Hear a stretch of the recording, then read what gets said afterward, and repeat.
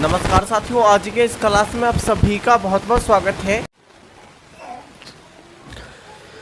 तो साथियों, अगला क्वेश्चन है आपका, क्या है देखिएगा। विद्युत मोटर में कुंडली के अर्ध घूर्णन के बाद धारा की दिशा में उत्क्रमित करता है कौन? ठीक है, विद्युत मोटर में कुंडली के अर्ध घूर्णन के बाद जो है धारा की दिशा कौन उत्क्रमित करता है? तो साथियों, यहाँ पर आंसर आपका क्या हो जाएंगे? आंसर जो आपका हो जाएगा ये बिल्कुल सी हो जाएगा दोस्तों, विभक्त वलय करता है। आंसर यहाँ पर सी बिल्कुल राइट आंसर आपका हो जाएंगे। ठीक है, अगला क्वेश्चन है कि राष्ट्रीय आय संबंधी, ठीक है, राष्ट्रीय आय संबंधी आंकड़ों कौन जारी करता है? तो राष्ट्रीय आय संबंधी जो आंकड़ों को जारी करता है ये कौन जारी करता है, ये आपको बताना है। तो साथियों, यहाँ पर हो जाएगा केंद्रीय सांख्यिकी संगठन जारी करता है। कौन करता है? केंद्रीय सांख्यिकी संगठन जारी करता है। ठीक है, और यहाँ पर देखिएगा बात किया जाए कि आरबीआई, ठीक है, आरबीआई जिसे हम लोग आरबीआई जो हो जाएगा ये भारतीय रिजर्व बैंक हो जाएगा। अच्छा, आरबीआई की स्थापना जो हुआ था ये कब हुआ था? तो 1935 में इसका आरबीआई का स्थापना किया गया था, याद रखिएगा। और दोस्तों, योजना आयोग का अभी जो है वर्तमान नाम क्या है? तो नीति आयोग। ठीक है, नीति आयोग नाम है, इसे भी याद रखिएगा। अच्छा, नीति आयोग जो है योजना आयोग से नीति आयोग में परिवर्तन किया गया था। ये कब किया गया था दोस्तों? तो दोस्तों 1 जनवरी, ठीक है, 1 जनवरी 2015 को ये यानी प्राइम मिनिस्टर नरेंद्र मोदी के द्वारा ये यानी कि जो है यानी योजना आयोग का नाम बदलकर नीति आयोग रखा गया है। अच्छा, योजना आयोग का गठन जो किया गया था ये कब किया गया था? तो 1951 में किया गया था। और योजना आयोग जो है कब से कब तक थे दोस्तों? यानी 1951 से 56 तक थे, इसे भी याद रख लीजिएगा। ठीक है, अगला क्वेश्चन आपका हो जाएगा, नेक्स्ट क्वेश्चन है, सांस लेने में हवा के आदान प्रदान हेतु फेफड़े की सहायता से कौन करता है? तो दोस्तों, सांस लेने में हवा के आदान प्रदान हेतु फेफड़े की सहायता कौन करता है? तो श्वास नली, जिसे हम लोग क्या कहते हैं? ट्रेकिया भी कहते हैं। आंसर यहाँ पर ए बिल्कुल राइट आंसर आपका हो जाएंगे। ठीक है दोस्तों, अगला क्वेश्चन है, संघाई हिरण किस राज्य का जो है राजकीय पशु है?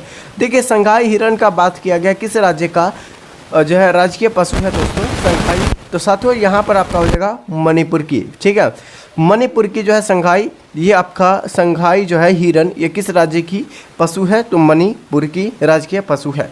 वहीं पर मणिपुर में अगर बात किया जाए कि सबसे ज़्यादा जो है राष्ट्रपति शासन जो लागू हुआ है ये कहाँ हुआ है?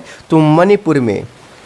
मणिपुर में राष्ट्रपति शासन अभी वर्तमान में लागू किया गया है। अभी तक राष्ट्रपति शासन टोटल 12 बार लगा हुआ है दोस्तों। कहाँ? तो मणिपुर में, याद रखिएगा दोस्तों। ठीक है, और दोस्तों यहाँ पर याद रखिएगा कि अगर बिहार का बात किया जाए, बिहार में जो अभी राष्ट्रपति शासन जो लागू हुआ है वो कितनी बार लागू हुआ है? 8 बार टोटल लागू हुआ है।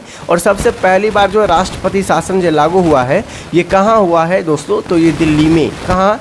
दिल्ली में लागू किया गया था सबसे पहली बार राष्ट्रपति शासन। आंसर यहाँ पर याद रखिएगा। अच्छा, राष्ट्रपति शासन जो है राष्ट्रपति शासन जो है शासन ये किस आर्टिकल में है दोस्तों? तो आर्टिकल 356 में इसका वर्णन किया गया है, आर्टिकल 356 में। ठीक है, आंसर को याद रखिएगा केवल। अगला क्वेश्चन देखिएगा, कौन सी नदी अमरकंटक की पहाड़ियों से निकलती है? देखिए, कौन सी नदी अमरकंटक की पहाड़ियों से निकलती है ये आपको बताना है।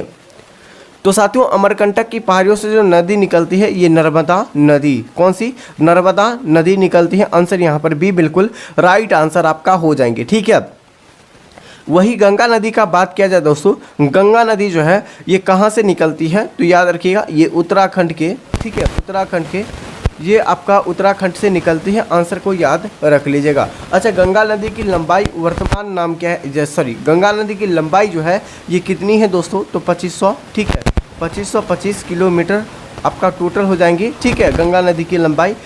इसका उद्गम स्थल जो उत्तराखंड में होता है ये सभी को पता होगा। ठीक है, चलिए अगला क्वेश्चन है दोस्तों, नेक्स्ट क्वेश्चन आपका क्या हो जाएंगे कि भारतीय संविधान का अनुच्छेद 51 के ए किससे संबंधित है?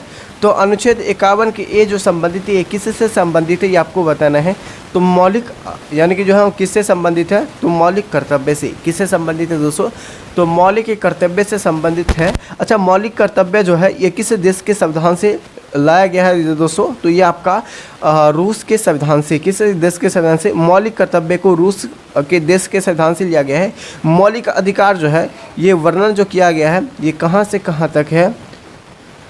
तो साथियों यहाँ पर 36 से 51 तक है, ठीक है। 36 से कहाँ तक है, तो याद रखिएगा 36 से लेकर 51 तक इसका मौलिक अधिकार को लागू किया गया है दोस्तों। अच्छा, मौलिक अधिकार किस देश के संविधान से लिया गया है, तो आपका अमेरिका के संविधान से, यूएसए यहाँ पर बिल्कुल करेक्ट आंसर आपका हो जाएंगे, ठीक है। अगला क्वेश्चन देखिएगा, नेक्स्ट क्वेश्चन क्या है कि COPRA कोपरा का फुल फॉर्म क्या होता है, आप लोग बताइए क्या हो जाएगा इसका आंसर। तो कंज्यूमर प्रोटेक्शन एक्ट होता है, आंसर यहाँ पर क्या हो जाएगा बी बिल्कुल करेक्ट आंसर हो जाएगा, ठीक है। क्या होता है दोस्तों, कंज्यूमर प्रोटेक्शन एक्ट होता है, आंसर यहाँ पर बी हो जाएंगे दोस्तों, COPRA का फुल फॉर्म, ठीक है। अनुच्छेद 200 जो आपका जो है, यानी कि जो अनुच्छेद 279A किससे संबंधित है, तो अनुच्छेद 279 पूछा गया, एक किससे से संबंधित है। तो साथियों यहाँ पर देखिएगा आंसर जो आपका हो जाएगा कि क्या हो जाएगा आंसर यहाँ पर हो जाएंगे ये GST से संबंधित है, ठीक है। GST सबसे पहले किस देश में लागू किया गया था, तो ये आपका फ्रांस में लागू सबसे पहली बार किया गया था GST। और सबसे यानी कि जो है यानी GST को लागू करने वाला भारत का पहला राज्य कौन सा था दोस्तों, चलिए बताइए। तो दोस्तों GST लागू करने वाला पहला राज्य आपका मणिपुर हो जाएंगे, याद रखिएगा इसे भी। तो साथियों GST ये किस अनुच्छेद में इसका वर्णन किया गया है, अनुच्छेद 279 का ए में वर्णन किया गया है दोस्तों, ठीक है। अगला क्वेश्चन है दोस्तों अगला है मासीराम ये कहाँ स्थित है, मासीराम जो है ये कहाँ स्थित है। तो साथियों ये आपका मासीराम मेघालय में सबसे पहले कहाँ स्थित है, मेघालय, ठीक है, मेघालय में स्थित है, इसे भी याद रखिएगा, ठीक है।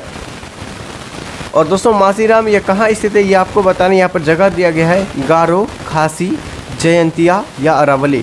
तो साथियों मासीराम जो है मेघालय में जो सबसे ज़्यादा यानी विश्व में सबसे ज़्यादा बारिश होती है ये आपको पता होगा, ठीक है। और वहीं पर अगर खासी पहाड़ी से जो है मासीराम मेघालय में सबसे ज़्यादा बारिश होती है, ये पहाड़ी आपका पूछा गया था दोस्तों, ठीक है। अगला क्वेश्चन है दोस्तों नवरोज उत्सव ये किस धर्म से संबंधित है, नवरोज उत्सव जो है यह किस धर्म से संबंधित ये आपको बताना है, हिंदू, पारसी, बौद्ध या आपका जैन। तो साथियों जो आपका नवरोज जो उत्सव जो है ये किस धर्म से संबंधित है, आंसर यहाँ पर क्या हो जाएंगे दोस्तों, आंसर यहाँ पर बी हो जाएगा, पारसी धर्म से संबंधित है। आंसर को याद रखिएगा दोस्तों, ठीक है। सबसे पहला धर्म जो हो जाएगा ये आपका हिंदू धर्म हो जाएगा, जिसका अन्य नाम क्या है इस आप लोग कमेंट करके बताइए, ठीक है। अगला क्वेश्चन है मृदा अपरदन रोकने की सही विधि कौन सी है। देखिए मृदा अपरदन रोकने की सही विधि आपसे पूछे गए कौन सी हो जाएंगे। तो साथियों यहाँ पर देखिएगा आंसर केवल क्या हो जाएगा, तो साथियों मृदा अपरदन रोकने की सही विधि जो हो जाएंगे ये आपका हो जाएगा समुच्च रेखीय जुताई विधि। आंसर यहाँ पर सी बिल्कुल राइट आंसर आपका हो जाएंगे, ठीक है। अगला है भारतीय संग्रहालय अधिनियम कब पारित हुआ था, भारतीय संग्रहालय अधिनियम को कब पारित किया गया था ये आपको बताना है दोस्तों। तो साथियों यहाँ पर आंसर क्या हो जाएंगे, आंसर यहाँ पर बी हो जाएगा 1910 में। कब 1910 में भारतीय संग्रहालय अधिनियम को लागू किया गया था दोस्तों, आंसर कब किया गया था 1910 में लागू किया गया था दोस्तों, ठीक है। अगला क्वेश्चन है दोस्तों, अगला क्वेश्चन क्या है यहाँ पर देखिएगा कि भारतीय क्या पूछा गया दोस्तों यहाँ पर कि भारतीय राष्ट्रीय आय को सबसे पहले किसने मापा था, यानी भारत की राष्ट्रीय आय को सबसे पहले किसने मापा था। तो साथियों 21 का आंसर हो जाएगा दादा भाई नौरोजी ने सबसे पहली बार मापा था, आंसर हो जाएगा यहाँ पर। और दोस्तों वृद्ध व्यक्ति के नाम से यानी वृद्ध व्यक्ति के नाम से किन्हें जानते हैं, वृद्ध व्यक्ति के नाम से दोस्तों किन्हें जानते हैं, तो याद रखिएगा दादा भाई नौरोजी को, ठीक है। आंसर यहाँ पर हो जाएगा बी। चलिए अगला क्वेश्चन देखिएगा कि संध्या जो है गुरु यानी संध्या गुरुंग को किस खेल यानी द्रोणाचार्य अवार्ड दिया गया है। तो संध्या जो है गुरुंग को किस खेल यानी कि द्रोणाचार्य अवार्ड से दिया गया है। तो साथियों 22 का आंसर आपका हो जाएंगे, क्या 22 का आंसर बी हो जाएंगे, ये बॉक्सिंग खेल से दिया गया है, आंसर को यहाँ पर बी बिल्कुल करेक्ट आंसर आपका हो जाएंगे, ठीक है। अगला क्वेश्चन है, नेक्स्ट क्वेश्चन क्या पूछा गया दोस्तों याद रखिएगा। अगला है कि किस राज्य पुलिस ने महिलाओं और बच्चों के खिलाफ अपराध रोकने के लिए पिंक फोर्ट यानी कि क्या पिंक फोर्ट यानी फोर्ट्स शुरू की है दोस्तों, किस राज्य ने। तो साथियों ये आपका बताइएगा क्या हो जाएगा आंसर। तो साथियों राइट आंसर आपका इस क्वेश्चन का आपका हो जाएंगे, ये आपका सी हो जाएगा। गोवा राज्य ने स्टार्ट किया है अपराध रोकने के लिए पिंक फोर्ट, जो कि आपका जो है यानी कि क्या हो जाएगा, बच्चों के लिए खिलाफ, ठीक है, बच्चों के खिलाफ के लिए। अगला क्वेश्चन है आपका, नेक्स्ट क्वेश्चन क्या है, आजी अली दरगाह ये कहाँ स्थित है। तो आजी अली दरगाह ये कहाँ स्थित है ये आपको बताना है। तो साथियों 24 का आंसर आपका हो जाएगा बरली तट जो है आपका मुंबई में स्थित है। आंसर यहाँ पर सी बिल्कुल राइट आंसर आपका हो जाएंगे, ठीक है। अगला क्वेश्चन है, टीपी औसेफ को द्रोणाचार्य अवार्ड 2021 में क्या पूछा गया, 2021 किस क्षेत्र या किस खेल में दिया गया है। टीपी क्या पूछा गया दोस्तों, टीपी औसेफ को द्रोणाचार्य अवार्ड 2021 को किस क्षेत्र या किस खेल में दिया गया है। तो साथियों यहाँ पर देखिएगा आंसर आपका हो जाएंगे, ये आपका जो है एथलेटिक्स खेल में दिया गया है। आंसर यहाँ पर क्या हो जाएगा, एथलेटिक्स, ठीक है। अगला क्वेश्चन आपका हो जाएगा क्या कि पंचायती राज में महिलाओं को कितना आरक्षण है। तो पंचायती राज में महिलाओं को कितना आरक्षण है ये आपको बताना है। तो अभी पंचायती राज में टोटल आपका 33% आरक्षण है। आंसर यहाँ पर क्या हो जाएगा, बी बिल्कुल करेक्ट आंसर, क्या हो जाएगा, बी बिल्कुल करेक्ट आंसर। अभी वर्तमान में दोस्तों 35% मिला हुआ है, आप सभी को पता होगा दोस्तों, ठीक है। इस साथियों ये पुराना डाटा है, याद रखिएगा दोस्तों, ठीक है। वक्रता त्रिज्या आर और फोकस दूरी एफ के बीच संबंध क्या है। तो दोस्तों आर बराबर यानी कि जो क्या पूछा गया दोस्तों, वक्रता त्रिज्या आर है और फोकस दूरी एफ है। वक्रता त्रिज्या आर और फोकस दूरी एफ के बीच का संबंध क्या हो जाएंगे। तो साथियों आपका आंसर हो जाएगा आर बराबर 2f हो जाएंगे, क्या हो जाएगा, आर बराबर 2f हो जाएगा। आंसर को याद रखिएगा दोस्तों। वहीं f बराबर पूछा जाता तो r बाई क्या होता है, यहाँ पर आपका बट्टा में चल जाता है तो r बाई 2 हो जाएगा, f बराबर r बाई 2, या r बराबर पूछा गया तो 2f हो जाएगा। यहाँ पर बिल्कुल करेक्ट आंसर हो जाएंगे, ठीक है। ये हमने आपको बता यानी कि जो इस तरीके से क्वेश्चन पूछा था बताए हैं, ठीक है। अगला क्वेश्चन क्या है दोस्तों, यानी कि क्या क्वेश्चन पूछा गया दोस्तों यहाँ पर कि दोस्तों राम के समान वाक्य को यानी वाक्य के समान कौन सा अवयव है। व्याकरण का क्वेश्चन है दोस्तों, राम के समान वाक्य में के समान कौन सा अवयव है। तो साथियों 28 का आंसर यहाँ पर बी हो जाएगा, निषेधवाची अवयव है। कौन है, निषेधवाची अवयव।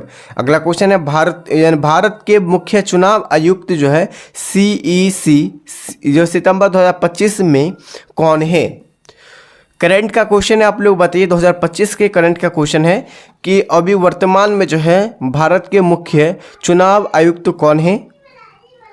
तो साथियों यहाँ पर हो जाएगा, क्या हो जाएगा दोस्तों, राजीव कुमार। क्या हो जाएगा, राजीव कुमार। आपका राइट आंसर क्या हो जाएगा दोस्तों, यहाँ पर 29 का आंसर आपका क्या हो जाएगा, बी बिल्कुल करेक्ट आंसर, ठीक है। अगला क्वेश्चन, लोहे का चना चबाना किस अलंकार का उदाहरण है।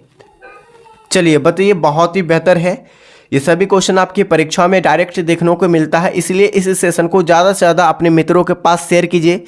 इस चैनल को सब्सक्राइब कर लीजिए, इस वीडियो को लाइक कर दीजिए। आप लोग दोस्तों कोई भी कॉम्पिटिटिव परीक्षा यानी कोई भी प्रतियोगिता परीक्षा की तैयारी करते हैं तो आपको इस चैनल पर फ्री ऑफ कॉस्ट आपको जो है क्लास दिया जाता है। इसका PDF क्लास नोट्स दोस्तों, आपका स्टेप फैक्ट का PDF दिया जाता है। वो सभी क्वेश्चन या PDF आपको टेलीग्राम चैनल पर आपको जो है डेली मिलता है दोस्तों। अगर आप लोग अभी तक ज्वाइन नहीं हुए तो जाइए फटाफट से टेलीग्राम चैनल से ज्वाइन हो जाइए। चैनल को सबसे इस वीडियो को लाइक फटाफट से, जितने भी साथी देख रहे सभी साथी से निवेदन एक लाइक कर दीजिए, क्योंकि एक लाइक और चैनल को सब्सक्राइब कीजिएगा तो हमें मोटिवेशन मिलता है दोस्तों, ठीक है। चलिए अगला क्वेश्चन है दोस्तों, यहाँ पर G20 शिखर सम्मेलन 2025 की मेजबानी कौन सा देश करेगा। ब्राज़ील करेगा। आंसर यहाँ पर क्या हो जाएगा, बी बिल्कुल करेक्ट आंसर। अगला है, कठिनाई शब्द में कौन सा प्रत्यय है। कठिनाई क्या पूछा गया, आई, ठीक है। आई यहाँ पर हो जाएगा। आंसर क्या हो जाएगा, प्रत्यय जो होता है वो आपका बाद वाली होता है, ठीक है। और दोस्तों उपसर्ग जो होता है वो पहले वाली होती है, ठीक है। कठिनाई शब्द में कौन सा प्रत्यय होती है, तो आई होती है। आंसर यहाँ पर बी बिल्कुल करेक्ट आंसर। अगला क्वेश्चन है दोस्तों, 2025 में पद्म विभूषण पुरस्कार पाने वाले में से कौन है, ठीक है। इसमें बताना है 2025 में पद्म विभूषण पुरस्कार जो मिला है किसे मिला है ये आपको बताना है। तो साथियों 33 का आंसर क्या हो जाएगा, क्या हो जाएगा, मुरली क्या हो जाएगा, मनोहर जोशी को मिला है। ठीक है, अगला क्वेश्चन है दोस्तों, उसने कहा मैं कल जाऊंगा, वाक्य किस जो है वाच्य का उदाहरण है? भाववाचक, कर्तव्यवाचक या कर्मवाचक या क्रियावाचक? तो साथियों 34 का आंसर क्या हो जाएंगे, 34 का जो आंसर यहाँ पर हो जाएगा क्या, तो 34 का बी हो जाएगा दोस्तों, यहाँ पर यानी कर्तव्यवाचक हो जाएगा। आंसर यहाँ पर क्या हो जाएगा, बी बिल्कुल करेक्ट आंसर। अगला है दोस्तों, सितंबर यानी सितंबर 2025 तक नेपाल के प्रधानमंत्री कौन थे? यानी कि जो सितंबर 2025 तक नेपाल के जो प्रधानमंत्री थे कौन थे? अभी वर्तमान में जो है कारगिल। ठीक है, ठीक है, कारगिल को बनाया गया है, आंसर यहाँ पर याद रखिएगा। ठीक है, सुशीला कारगिल को बनाया गया है। अभी नेपाल के वर्तमान जो है आपका जो प्रधानमंत्री बनाया गया है दोस्तों। ठीक है, अभी जो है 2025 में नेपाल के प्रधानमंत्री कौन है? तो साथियों यहाँ पर आपका जो हो जाएगा सितंबर 2025 के पूछा गया है ना, तो साथियों इस ऑप्शन में से कोई भी आपका आंसर नहीं है। ठीक है, इसके लिए जो आपको लोगों को जो है यहाँ पर आंसर गलत है सभी ऑप्शन। ठीक है, यहाँ पर हो जाएगा क्या, सुशीला कारगिल हो जाएगा, जो कि वर्तमान में नेपाल के प्रधानमंत्री बने हैं। और दोस्तों ये आपका हंगामा के बाद बने हैं। ठीक है, आप सभी को पता होगा कि दोस्तों हंगामा किस लिए हुआ है, क्योंकि वहाँ सोशल मीडिया बंद किया गया था दोस्तों। ठीक है, यूट्यूब, फेसबुक दोस्तों, नेपाल के जो है कुछ व्यक्ति को, ज़्यादातर व्यक्ति को रोजगार दोस्तों सोशल मीडिया से ही था। ये सोशल मीडिया को बैन किया गया है, इसलिए दोस्तों हंगामा हुआ था। और दोस्तों इसी के लिए जो है आपको जो है प्रधानमंत्री के द्वारा ये सभी जो है कारनामे किया गया था, ये सभी को पता होगा दोस्तों, इसलिए हंगामा हुआ था। ठीक है, चलिए अगला क्वेश्चन है दोस्तों, अभी तक हमारे चैनल से नहीं जुड़े हैं, चैनल को सब्सक्राइब कर दीजिए। आपका चैनल आपके लिए दोस्तों नीतीश स्टडी क्लासेज हमेशा आपके लिए रहते हैं दोस्तों, तैयार रहते हैं। और दोस्तों आप लोग सब्सक्राइब नहीं किए, सब्सक्राइब कर दीजिए, इस वीडियो को लाइक कर दीजिए एक बार सभी साथी। ठीक है, और दोस्तों अपने अभी तक टेलीग्राम चैनल से नहीं ज्वाइन हुए, टेलीग्राम चैनल से ज्वाइन हो जाइए, या आप लोग सर्च कीजिए नीतीश स्टडी क्लासेज, आपके पास अगर टेलीग्राम एप्लीकेशन है तो। ठीक है, या आप लोग नहीं है तो इसी वीडियो को डिस्क्रिप्शन बॉक्स में, या आप लोग चैनल को होम पेज में जाइए, वहाँ से भी ज्वाइन हो सकते हैं और फटाफट से ज्वाइन हो जाइए। ठीक है, तब तक के लिए साथियों जय हिंद, जय भारत सभी साथियों को।